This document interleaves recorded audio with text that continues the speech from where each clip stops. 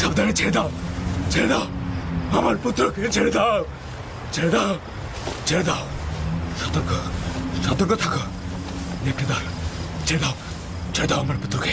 জনাবে আলী, জনাবে আলী, জাগ্রত হন জনাবে আলী। কি হয়েছে, কি হয়েছে খোদা নবী? কোনো খোয়াব দেখেছেন? আপনি কি ভীতিকর কোনো খোয়াব দেখেছেন? ভীত হওয়ার মতোই খোয়াব ছিল। কয়েকটা নেকড়ে একটি শিশুর পিছু নিয়েছিল। আমি তাকে বাঁচাতে পারছি না। নেকড়েগুলো তাকে ছিন্ন ভিন্ন করে খাবার জন্য ধাওয়া করতে করতে একটা গর্তের মধ্যে ফেলে দিল। ওই শিশুটি কে ছিল? তাকে চিনতে পেরেছেন? দূরে ছিল, তাই ঠিক মতো চিনতে পারিনি। তবে তার গঠনটা অনেকটা ইউসুফের মতোই ছিল।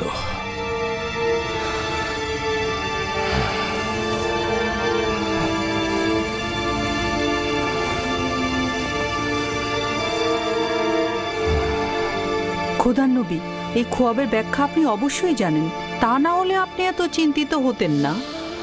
বালা মুসিবত ইয়াকুবের খানদানে ওত পেতে আছে।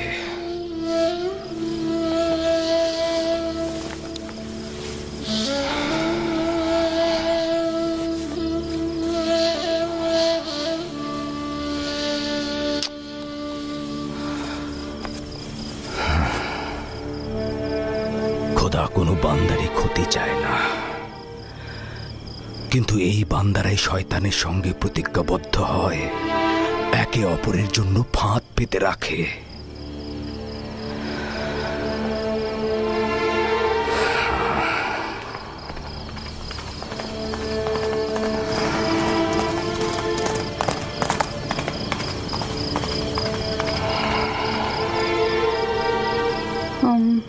জনাবে আলী, খোয়াব দেখলে আসলে শান্ত থাকতে হয়। আপনি একটু বিশ্রাম নিন।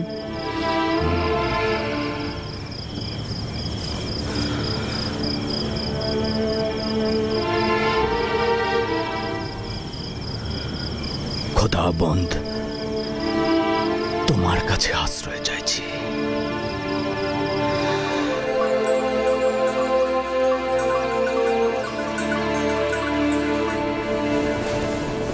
কি আশ্চর্য! জদ, আশির, তোমরা গত রাতে তোমাদের আব্বাজানের চিৎকার চেঁচামেচি একদম শুনতে পাওনি? না, আমরা তো গত রাতে ঘুমিয়েছি, কিচ্ছু শুনতে পাইনি তো। আমি একবার জেগেছিলাম, কিন্তু কিছু শুনতে পাইনি তো। গতকাল তোমাদের আব্বাজানের চিৎকারে জেগে উঠেছিলাম। তিনি খোয়াব দেখেছেন। আমি গিয়ে তাকে জাগ্রত করতে তিনি আমাকে বললেন 10টি নেকড়ে একটি শিশুকে তাড়া করে গর্তে ফেললো, আর শিশুটি দেখতে একদম ইউসুফের মতো।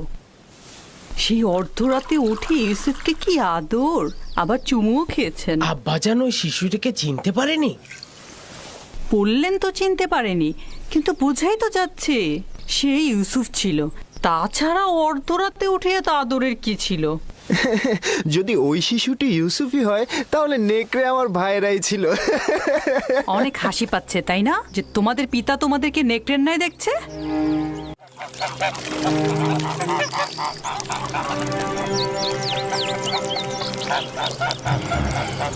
ইয়াকুব বলল সে একটা খোয়াব দেখেছে। 10টি নেকড়ে একটি শিশুকে তাড়া করে গর্তে ফেললো। শিশুটি দেখতে একদম ইউসুফের মতো। এটা তো মন্দ খোয়াব না। তোমার কি হলো বেলহে? ইয়াকুব আমাদের সন্তানদের নেকড়ের ন্যায় দেখেছে, এই খোয়াবকে তুমি ভালো বলছো? যেসব নেকড়ে ইউসুফকে ছিন্ন ভিন্ন করেছে সেসব মন্দ নেকড়ে নয়। হতে পারে বাচ্চারাই এ কাজ করবে, বাচ্চারাই করবে।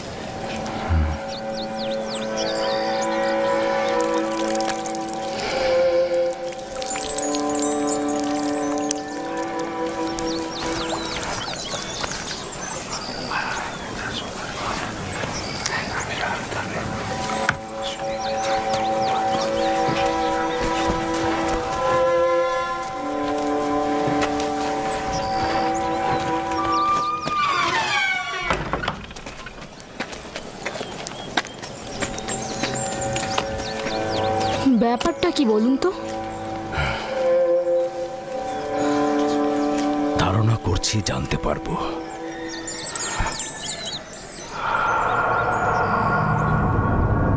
আমাদের আব্বাজান সব সময় ইউসুফকে নিয়েই ভাবেন, এমনকি রাতের বেলা তাকে নিয়ে স্বপ্ন নাকি দেখেন।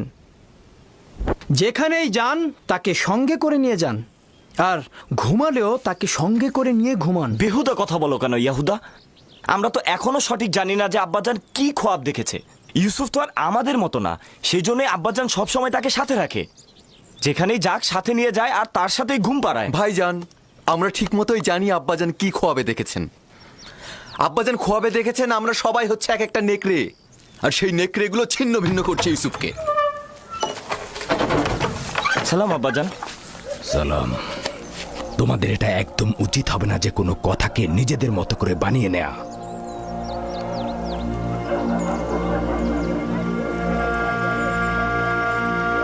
আমাদের আম্মিজান আমাদেরকে বলেছেন আপনি নাকি রাতে আমাদের নেকড়ের ন্যায় খোয়াব দেখেছেন, আর সেই নেকড়েরা ইউসুফকে হামলা করছে। এটা একদম সত্য নয়। আমি গত রাতে একটা খোয়াব দেখেছি, এটা সত্য। খোয়াবে দেখেছি কিছু নেকড়ে একটি বাচ্চা ছেলেকে তাড়িয়ে নিয়ে বেড়াচ্ছে। সেই নেকড়েগুলো না তোমাদের মতো, আর বাচ্চাটি না ইউসুফের মতো। আমি তো কারো চেহারাই দেখিনি। হ্যাঁ, 10টা নেকড়ে মানে বোঝাই যাচ্ছে আমরা 10 জন। আমি তো নেকড়েগুলোর সংখ্যা স্বপ্নে গুনে দেখিনি। তোমরা কোথা থেকে জানলে যে নেকড়ে 10টাই ছিল?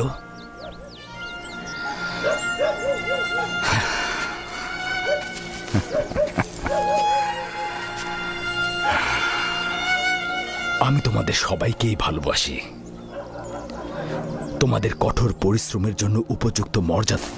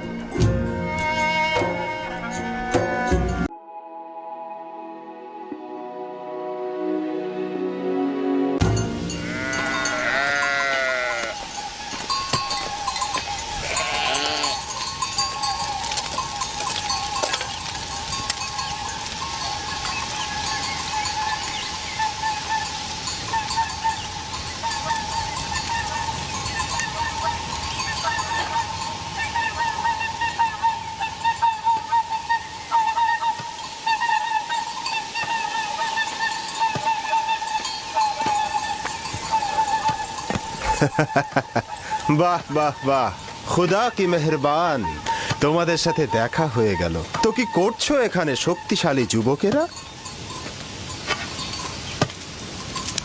আমাদের দুপুরের খাবারের জন্য দুধ গরম করছে। বাহ বাহ বাহ, খুব ভালো। তো তৃপ্তি সহকারে খাও। এই তুমি কে? আর এখানে কি চাই? আমি প্রতিবেশী গ্রামের অধিবাসী। রাখালি আমার কাজ নয়, তবে ভেড়াগুলোকে মাঝে মাঝে এখানে চড়াতে নিয়ে আসি।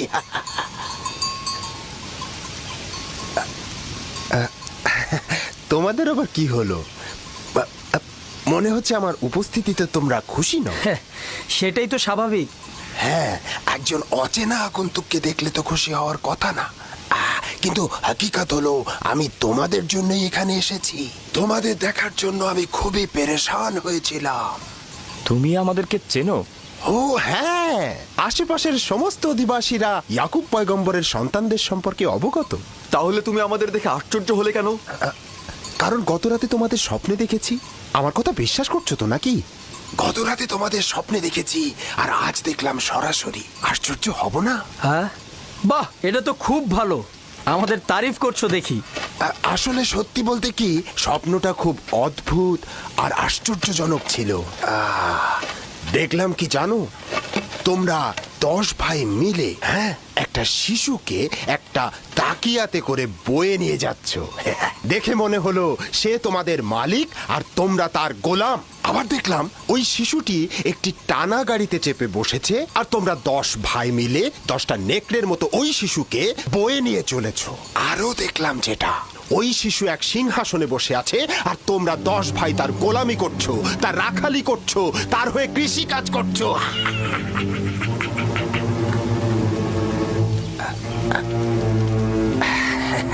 মনে হচ্ছে আমার স্বপ্নের বর্ণনা শুনে তোমরা অসন্তুষ্ট হয়েছো। আরে স্বপ্ন তো স্বপ্নই, ওটাকে ভুলে যাও। হ্যাঁ, আমি আসি। হ্যাঁ, দেখা হবে।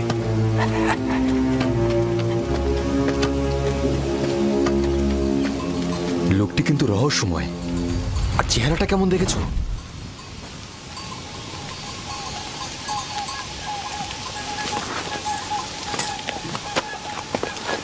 কিন্তু লোকটি কোথায় গেল?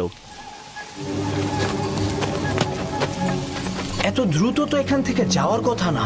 তার মানে কি গায়েব হয়ে গেল? কি করে বলবো? সম্ভবত মাটির নিচে সুড়ঙ্গ পথে গেছে। জানি না সে কে ছিল, কিন্তু তার স্বপ্ন আমাকে চিন্তিত করে তুলেছে। তার স্বপ্নগুলো একদম ইয়াকুবের স্বপ্নের মতো।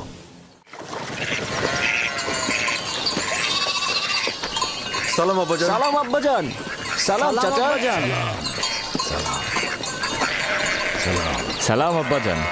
সালাম আব্বাজান।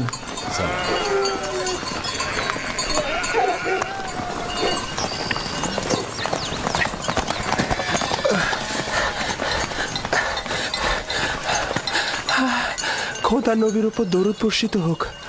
হে সন্তান, তোমার উপরও দরুদ। কি হয়েছে? শুনলাম ঝগড়া করেছো। জি, আপনার সন্তানদের সাথে। কেন? ওনারা আমাদের কৃষি জমি নষ্ট করেছে, ভেড়াগুলোকে ক্ষেতের মধ্যে চালিয়ে দিয়েছে। আমি ওদেরকে নিষেধ করেছিলাম, কিন্তু ওরা আমাকে লাথি মেরেছে।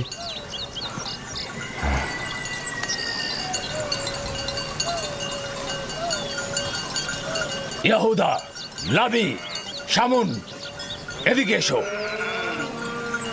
এদিকে এসো।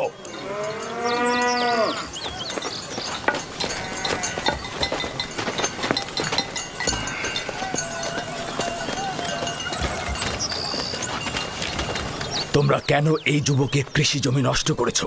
ভেড়াগুলোকে তো আর বাধা দেয়া যায় না আব্বাজান। আর এমন কি হয়েছে?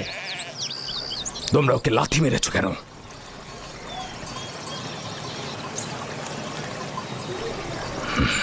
তুমি বলো, কি শাস্তি চাও ওদের? হে খোদার নবী, আমি সব কিছু ভুলে গিয়েছি।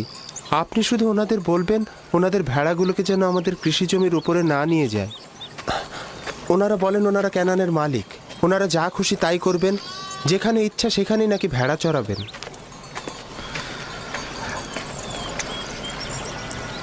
কে তোমাদের হক দিয়েছে যে তোমরা মানুষের কৃষি জমিতে ভেড়া চড়াবে? আর কে তোমাদের বলেছে যে তোমরা ক্যানানের মালিক? পুত্র, আমি তোমার কাছে ক্ষমা চাইছি, আর আমি তোমাকে কথা দিচ্ছি যে আমাদের ভেড়াগুলো আর তোমাদের কৃষি জমি নষ্ট করবে না। আমি তোমাদের ক্ষতির খেসারত দেব।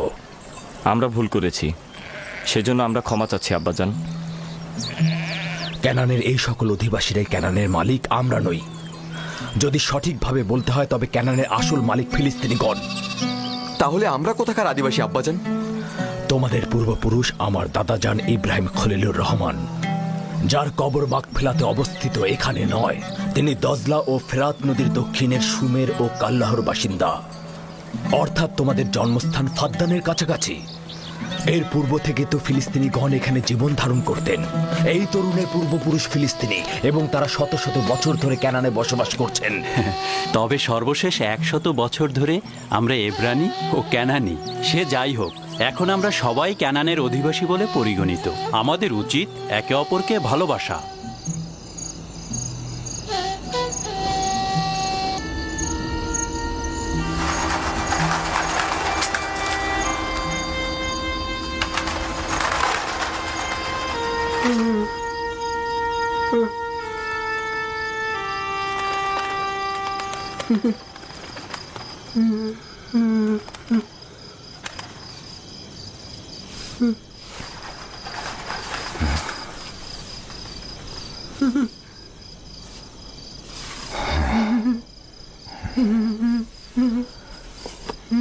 ইউসুফ, ইউসুফ পুত্র আমার, জাগ্রত হও। ইউসুফ, ইউসুফ, ইউসুফ। সালাম আব্বাজান। সালাম প্রিয় আব্বাজান, মনে হচ্ছিল খোয়াব দেখছিলে। জি, খুবই আজব স্বপ্ন, ওই ধরনের স্বপ্ন যেটা বলতে নিষেধ করেছিলেন। আব্বাজানকেও কি নিষেধ করেছি?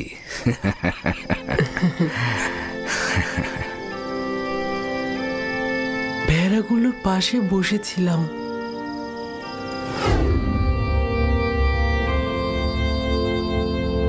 إذ قال يوسف لأبيه يا أبت إني رأيت 11 كوكبا والشمس والقمر رأيتهم لي ساجدين.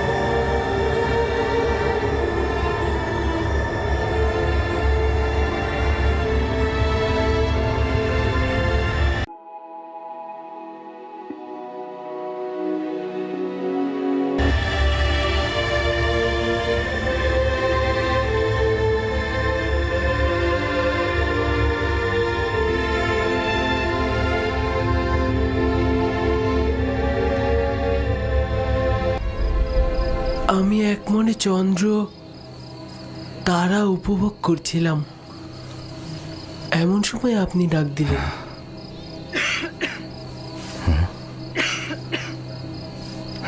একটু সবর করো।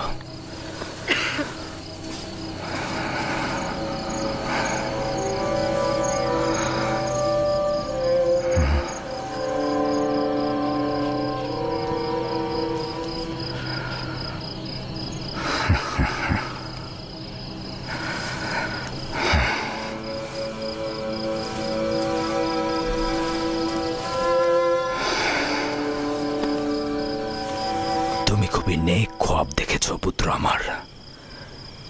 এই রকম খোয়াব কাউকে বলা উচিত নয়, বিশেষত তোমার ভাইদের। নির্বোধগণ যৌবনে দাম্ভিকতায় প্রতিহিংসা পরায়ণ হয়ে উঠবে। তোমার বোন ও মাতাদেরকেও বলবে না, তারা সবার কাছে প্রচার করে বেড়াবে। সূর্য তোমার মোকাবেলায় নত হবে এবং তোমার পায়ে পড়ে সেজদা দেবে। চন্দ্র ও 11টি তারকাও তোমাকে সেজদা দেবে। একদা তুমি মহান ব্যক্তি হবে। তুমি যেমন উঁচু পদে অধিষ্ঠিত হবে, তেমনি আধ্যাত্মিকতায় সমুন্নত হবে। ওই দিন পিতা মাতা এবং তোমার সকল ভাই তোমার মোকাবেলায় সেজদায় নত হবে।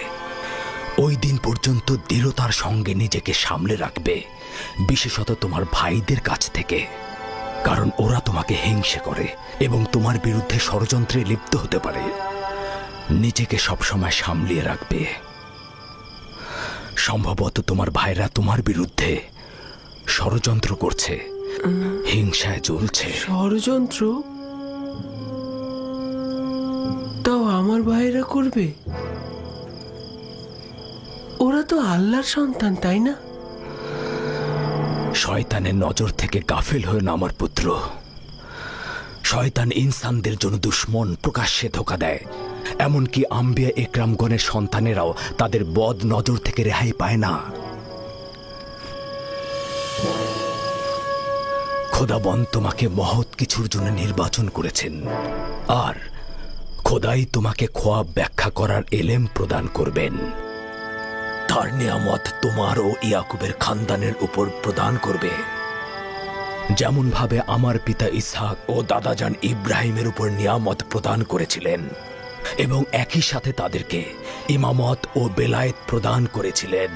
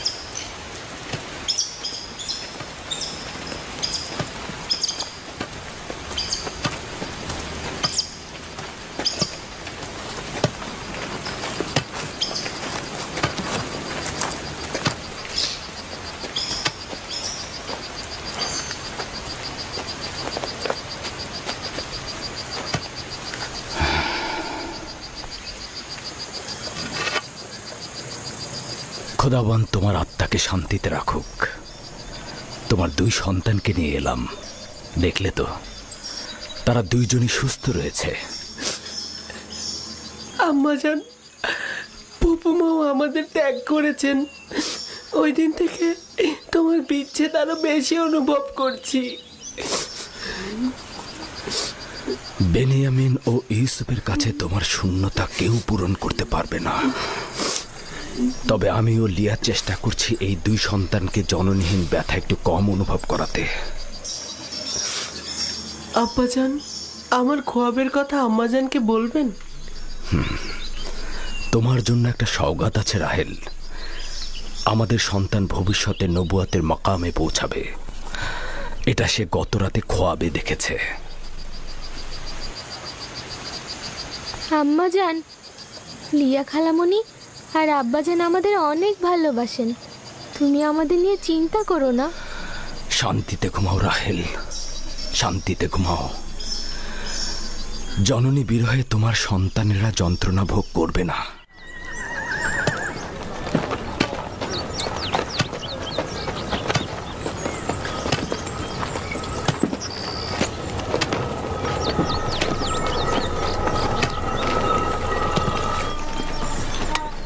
সালাম আব্বাজান। সালাম আমার প্রিয় কন্যা।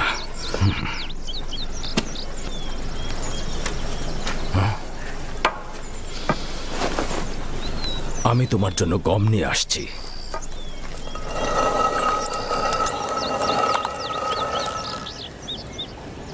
আব্বাজান তোমাদের কোথায় নিয়ে গিয়েছিল? আম্মাজান রাহেলের মাজারে জিয়ারতে গিয়েছিলাম।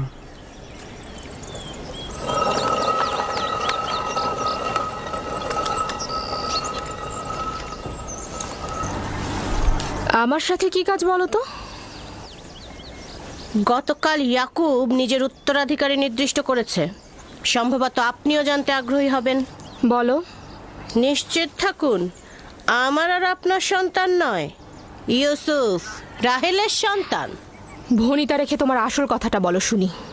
যখন আমি জাগ্রত হলাম তখন ইউসুফকে বলছিল, এই খোয়াবের কথা তোমার ভাইদেরকে বলবে না। তুমি খোদার প্রতিনিধি এবং ইসাক ও ইব্রাহিমের উত্তরাধিকারী। আরও বলেছে তুমি নেতৃত্ব ও শ্রেষ্ঠত্বে তোমার ভাইদের উপরে যাবে এবং তারা সেজদা করবে তোমাকে।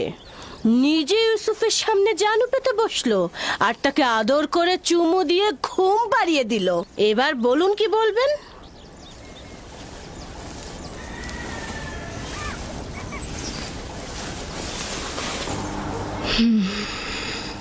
ইয়াকুবের উত্তরাধিকারী আমার সন্তান হলে আমি খুশি হতাম, কিন্তু খোদার নবী যদি অন্য কাউকে চায় তাহলে আমি তাকেই সমর্থন করব। কি বলছো তুমি? তুমি পারবে ইউসুফের নেতৃত্ব তোমার সন্তানদের উপর সহ্য করতে? উপায় নেই। যদি ইয়াকুবের সিদ্ধান্ত এমনটাই হয় তবে অবশ্যই আমি তা মেনে নেব। কিন্তু আমি এটা কখনো সহ্য করতে পারবো না। ও ঠিকই বলেছে, ঠিকই বলেছে লিয়া।